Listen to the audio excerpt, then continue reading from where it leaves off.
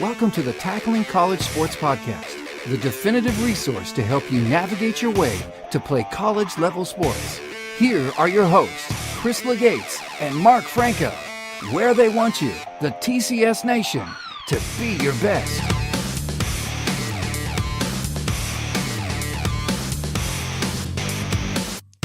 Welcome, TCS Nation. You're tuning in to session number 2 of the Tackling College Sports Podcast. I am your host, Mark Franco. Alongside me is my co-host, Chris Legates. Our first session sets the stage on what you could expect from us. This session includes a guest, and our first guest is CJ Marottolo, head hockey coach, Division I, Sacred Heart University here in Connecticut.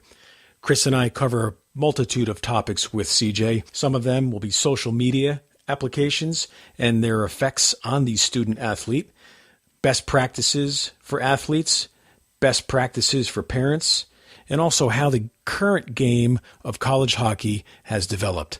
Sit back and enjoy. You're going to want to listen to this one to the end. Hey, CJ, welcome to the podcast. Appreciate you stepping in. I know my son's 7th grade gym teacher couldn't make it tonight, so I'm happy that you were free and able to step in. Thanks a bunch. Yeah, no problem. Pleasure to be here. Thanks. Hey, so appreciate Chris and I appreciate you coming on the Tackling College Sports Podcast. Pleasure to have you here with us.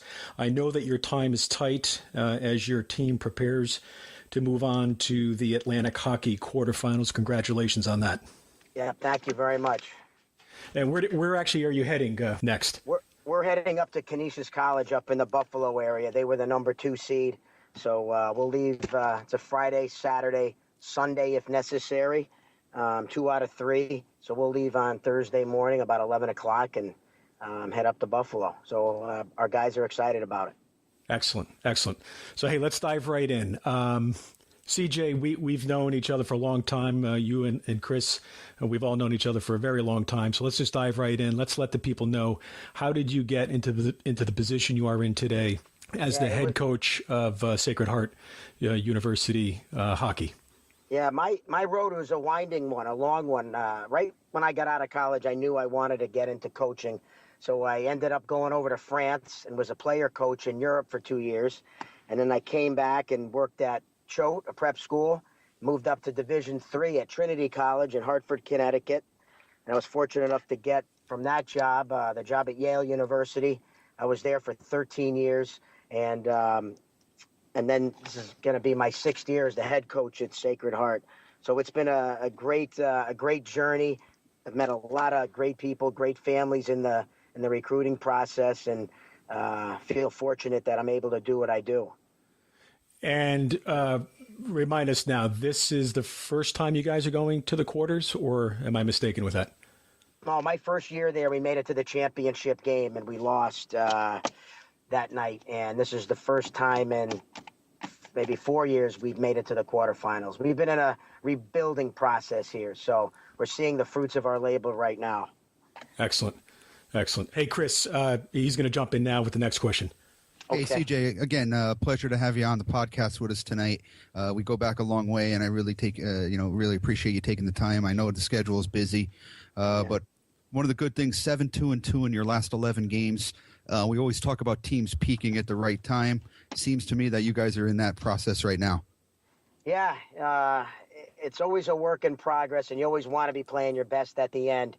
I have found what our guys have really done well the past month and a half is really prepare as a team, collectively as a team, and individually. We're really working on the details of their game, and they've been laying great practice on top of great practice. And as anybody knows, if you practice well, you're going to play well. And we have a lot of confidence right now. You have a roster that draws from not only all over the country, but as we know, hockey rosters will draw internationally as well. When you're out recruiting and you actually are dealing with families, like you said, you've run into a lot of families over the years. How does one determine as a coach and as your advice to players what division or what level you could play at?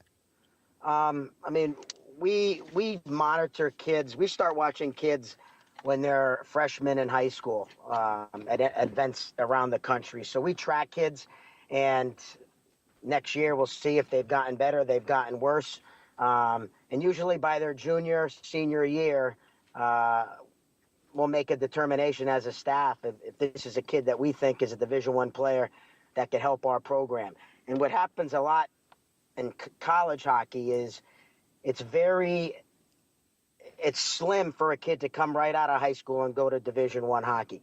A lot of kids play junior hockey. So when you get to college, you're ready to hit the ground running because college hockey has gotten older. They're older kids. They're 20-year-old freshmen coming in all throughout the entire country. So it's a long process for kids, and some kids want to rush the process, and they get discouraged if they don't have a Division I offer after their sophomore year, which is unfortunate. But it's up to my staff and I. We see a kid, and sometimes we love a kid, and no one else loves them, and we go with our gut. Okay, so in speaking on the Division I, II, and III, you're obviously Division I. Can you let us know, or let the listeners know, I should say, the pros and cons of playing at the Division I level? Yeah, I mean, it's a great opportunity. The pros are you're playing at the highest competition that you can in your sport at Division I. Division III, unbelievable opportunity as well. To me, it comes down, it's the right fit. And that's where I think is important. You got to find the right fit for your child. Some of the cons of Division I, you really have to manage your time wisely. We demand a lot of our guys from practice, preparation, film work, meetings, and you have to balance that with your academic load and factor in your social life as well. So it takes somebody that's really on top of their time management skills. Yeah. Have you had players in the past where that became an issue? Yeah, everybody has. And that's my job as a head coach, to try to keep my finger on the pulse of my guys. And within the school, there's a lot of help at Sacred Heart. If someone is struggling in one aspect, we'll get them right back on that track. They're not off it for long. So we're there to help. Got it. Okay, Chris. When you talk about the financial aspects of playing Division I, and we know the NCAA has limitations as to what the maximum amount of scholarships, let's say, but if you have a roster of 18, 20, 22, you can't fully fund every one of those players. How do you deal with that component of the financial aspect of Division I hockey? Yeah, it's very hard. Hockey, you have 18 full scholarships. The Atlantic Hockey, the league that I'm in right now, we have 14 full scholarships, and we're slowly moving towards that 18 full. But you can't have a team of just 18 players. We have a roster of 27, and I would think that would be about the average for Division I college hockey. So you have to spread out that athletic money, and hopefully kids could get some academic money. And there's a financial burden, from the families as well, in different scenarios where they're going to have to, kick in some money towards their son's education. But it's a very slippery slope, the finances. It's hard to manage at times. And again, in my case, CJ, a soccer coach, again, you in hockey, those are sports that are able to recruit internationally as opposed to maybe a football or a baseball, which are by and large domestic-based sports. Even more so when you're doing international recruiting, it's hard to get a kid without a full scholarship, correct? It's very hard, and we have to try to be as creative as we can to try to help the family make it feasible for them financially. And it's not easy. Some schools give more financial aid than other schools. Some are need blind, where they meet the family's need. Other schools don't meet their need as well. So you have to find the right kid, and it's hard sometimes. From the financial end, CJ, what would you advise student athletes who are in their high school years as far as the prep work? What do they need to look for as far as financial aid is concerned, as far as scholarships are concerned? What advice would you give a kid who's a sophomore right now, maybe looking at your school or another school, to do their homework financially? I mean, there's a lot of academic money out there. My advice would be do as well as you can in school. because there's different pockets of money that coaches can pull from. And each school has a different amount for different GPAs on a sliding scale. But, a kid with a 3.5, 3.6, at some schools could get $20,000 academic money. And that defrays a lot of the cost. And then if you're that good of a student, a 3.5 or above, a school can still give you athletic money on top of that, and it doesn't count against the scholarship money. So my advice would be do well in school. Hit the books. Hit the books. Mark. Okay. Hey, CJ, so this question's kind of plays off a question we gave a couple questions ago, and that is what you think the biggest obstacle facing athletes in college, whether it be socially, you mentioned class management. Is there anything else you can expand on with that? Yeah, I mean, as an athlete, you have a mark on you. People know if you're an athlete at the school, and that brings a little bit more attention to you. The students are watching you, the professors are watching you, how you act. So not that it's pressure, but you're under the microscope a little bit more maybe than the average student who's going there not playing sports. Sure. So your slope is a little bit slippier at times. And our guys, you have to act, you have to do the right thing when no one's watching. And that's what I tell our guys. You have to be good in your community, good in school, good with your teammates. You have to act the right way, because you do something, you might not think anything of it.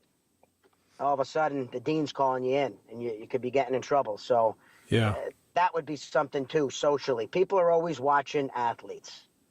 And as a follow-up, we didn't have these issues back when we went to school, but with social media, do you guys, how do you deal with that with your athletes? Yeah, that's a very good question. I have my head of sports information and external affairs come in and talk to my team prior to the year, right in our first meeting, about the pitfalls of social media. There's a lot of great things you can do with Twitter and Instagram, but there's a lot of things that can get you into trouble. And we go over the do's and don'ts with our team right at the beginning of the year. And we monitor our guys' accounts. We don't want to have any surprises. Yeah. And additionally, I speak to kids my daughter's age that are sophomores, and I try to let them know that be aware that when you're going to apply to these colleges, they are certainly going to look at your social websites. And I usually get a blank stare. They're shocked. They don't believe it. And they are doing it. Am I correct? Oh, yeah. I have two children, the same thing. We monitor theirs, and it's true. And then you take it to the college level. People who are interviewing them after their playing days are over, they are checking those, their Twitter accounts, their Instagram, whatever they have out there, and people aren't getting jobs because of it. So right. It's a dangerous thing, social media, if it's not used correctly. And we try to educate our guys the best they can. Bottom line is, if you're going to use it, use good judgment. Without question. Yeah. Okay, Chris. Yeah, that's a great message, and I totally concur with that. And it's amazing how much that's developed over the past few years with the social media. Kind of piggybacking on that, CJ, we've seen the development of sports psychology, strength and conditioning, much different than when you and I played and Mark played a million years ago. And when you look at your program, are you using sports psychologists? Are you using quotes? What kind of strength and conditioning are you doing on the season, off the season? What's the commitment level like? And obviously now you must have specialists that work in those fields for you as well. Oh, yeah. I mean, our strength and conditioning program, it's a 360-day program. There are times where they're off, but it's a full year program. We have a strength and conditioning coach that works with our guys in season. In season, we work out twice a week. I practice with my team on Sunday, and I give them Monday off, sort of an academic day. So we lift on Sunday, a heavy lift, because it's the furthest day away from our next competition. and then we lift on Tuesday with my team. After the season's over, we'll take a couple weeks off, and then we'll get into our spring program. We'll test them, and then my strength coach gives them a program that they do religiously all summer, and then they come back in, and in the fall, and we test and we go at it again. This is something that, like you indicated, is taken off in all sports fields, and it's something that our guys take very seriously, and it's something that I take very seriously as a coach, because it's a way that you can get bigger, stronger, more explosive, not just from being on the ice. So that's very comprehensive, our off-the-ice program with our strength coach. And we have our own sports psychologist I brought in. He's a professor at Sacred Heart. I asked him to work with our team a couple years ago, and he's been great. He has an open-door policy. Guys go in and talk to him. He meets with our team periodically, comes to our practices, comes to our games. He's just there if our guys need anything. I don't know, a quote that I really like, it's an Aristotle quote, is, "We are what we repeatedly do." I'm a big believer in forming good habits, whether it's away from the rink, at the rink, in the community, in school, and that's something that I have up in our players' lounge. I want our guys to start, really doing the right thing, because then excellence is not, it's not an act, it becomes a habit, and that's what we're striving for, is excellence. A couple things based on what you just said. Number one, how have you seen the physical part of college hockey change over the years you went as a player to now a coach? And obviously you've coached at different levels, but you talk about strength and conditioning. How's the game changed physically? Oh, it's so much faster. The game, it's like, it's a frenzied pace college hockey is right now. And even in pro hockey, they're just getting bigger and stronger, these guys. So if you're not taking care of your body and eating right and training right, you're not going to make it. It's not like the old days where, like in the NHL, they'd come to training camp to get into shape. You better come to training camp in shape, or you're not going to make the team. And that's the same thing with us. Like, you better come ready to roll, or you're going to be left behind. And that's why the strength and conditioning is such a huge component of what we're trying to accomplish. And again, working with student athletes like you do, and I have as well, we talk about the give back to the community. What does Sacred Heart do insofar as Sacred Heart Hockey as well? What do they do as far as their community programs, their charitable organizations? How do your guys give back? Yeah, we do a lot of youth hockey. There's a youth hockey program that skates right out of the rink that we skate in. So our guys come down. They have to come back twice a month to work with the team. So they do that. We just recently had a school from Brantford with handicapped children come in, and we skated with them for an hour and a half, and then we had a dance-off contest in the hallway with the guys. So we had a lot of fun with them. We give back. We understand that we're very fortunate position that we're in, and it's important to give back to people less fortunate than us. That's something that we really try to do as much as we can. Mark? All right. Hey, CJ, are there any web-based sites or tools that you use, as a coach? No, we don't use any web-based recruiting at all. What we do, we go out and we see players with our own eyes.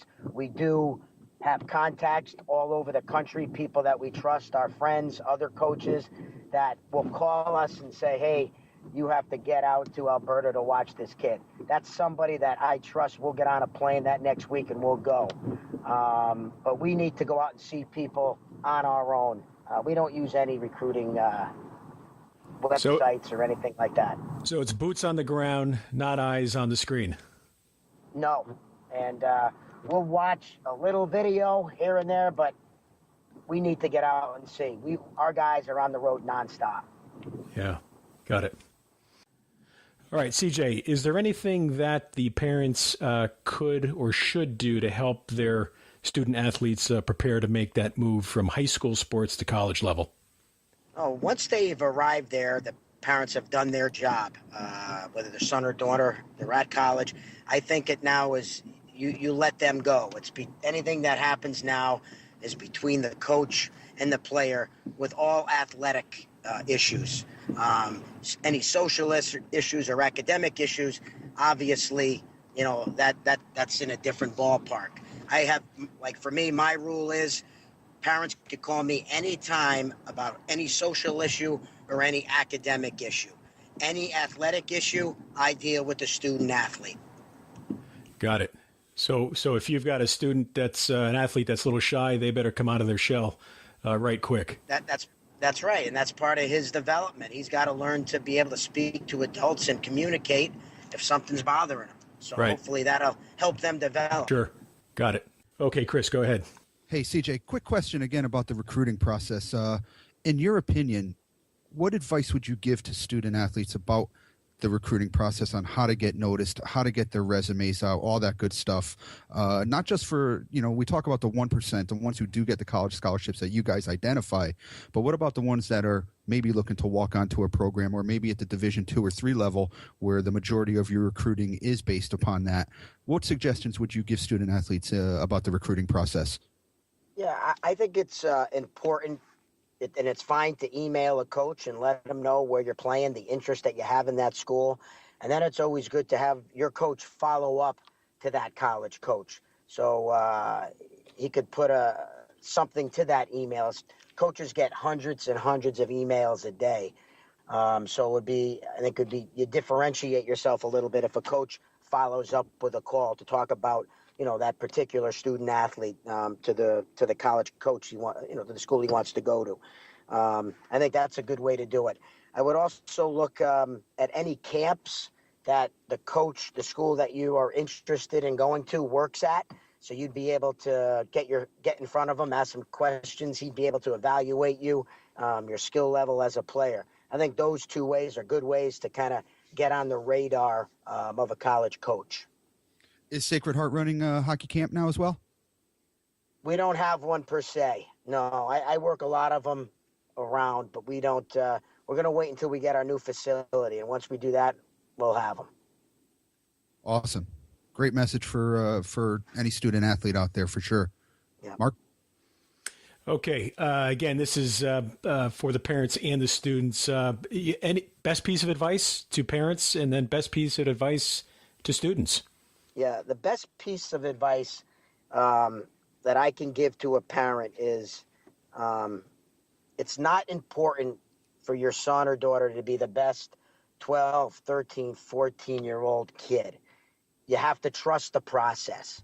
Kids develop at different stages, and you want to be hitting your prime as an athlete when you're 17, 18, 19 years old.